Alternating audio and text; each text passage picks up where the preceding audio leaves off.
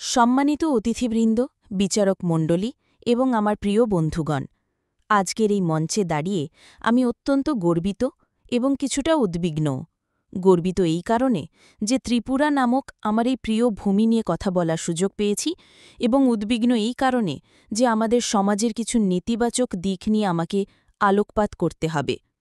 আমি আপনাদের সামনে একজন তরুণী, যে এই সমাজেরই একটি অংশ। আমি আপনাদের সামনে দাঁড়িয়েছি ত্রিপুরার কিছু সামাজিক সমস্যার কথা বলতে, যা আমাদের দৈনন্দিন জীবনকে গভীরভাবে প্রভাবিত করছে। সেই সমস্যাটি হল অসামাজিক কার্যকলাপ এবং তার ভয়াবহ প্রভাব। ত্রিপুরা এক অপরূপ সৌন্দর্যের লীলাভূমি। সবুজ পাহাড়, বনভূমি আর বৈচিত্র্যময় সংস্কৃতির মেলবন্ধন এখানে। কিন্তু এই সৌন্দর্যের আড়ালে কিছু অন্ধকার দিকও রয়েছে, যা আমাদের সমাজকে ধীরে ধীরে কলুষিত করছে।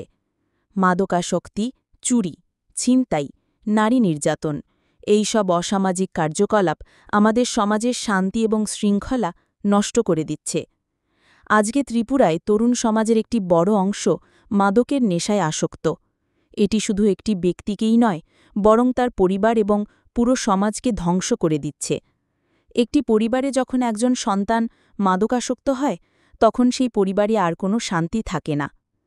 এছাড়াও নারী নির্যাতন একটি অত্যন্ত জঘন্য অপরাধ, যা আমাদের সমাজে মহামারীর আকার ধারণ করেছে। একজন নারী হিসেবে আমি বলতে পারি, আমাদের সমাজের প্রতিটি নারী কোনো না কোনোভাবে নিরাপত্তাহীনতায় ভুগছে।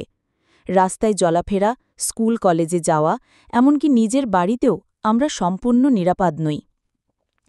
এই অসামাজিক কার্যকলাপের ফলে আমাদের সমাজের পারস্পরিক বিশ্বাস এবং শ্রদ্ধা কমে যাচ্ছে।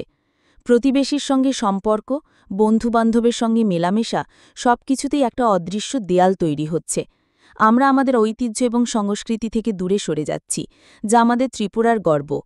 কিন্তু আমি হতাশ নই। আমি বিশ্বাস করি আমরা সবাই মিলে এই সমস্যার সমাধান করতে পারি।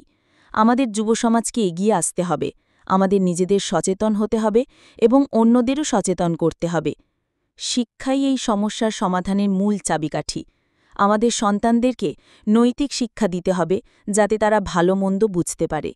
আমাদের সরকার এবং প্রশাসনকে এই অসামাজিক কার্যকলাপের বিরুদ্ধে কঠোর পদক্ষেপ নিতে হবে। আমাদের পুলিশকে আরও সক্রিয় এবং কঠোর হতে হবে। আমাদের প্রতিটি নাগরিককে তাদের দায়িত্ব পালন করতে হবে।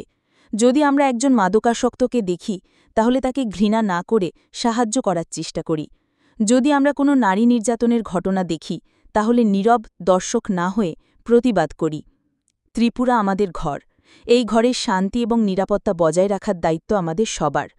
আসুন আমরা সবাই মিলে একটি সুন্দর, সুস্থ এবং নিরাপদ ত্রিপুরার স্বপ্ন দেখি। একটি ত্রিপুরা যেখানে কোনো অসামাজিক কার্যকলাপ থাকবে না, যেখানে প্রতিটি মানুষ শান্তিতে এবং নিরাপদে থাকতে পারবে। ধন্যবাদ। জয় হিন্দ।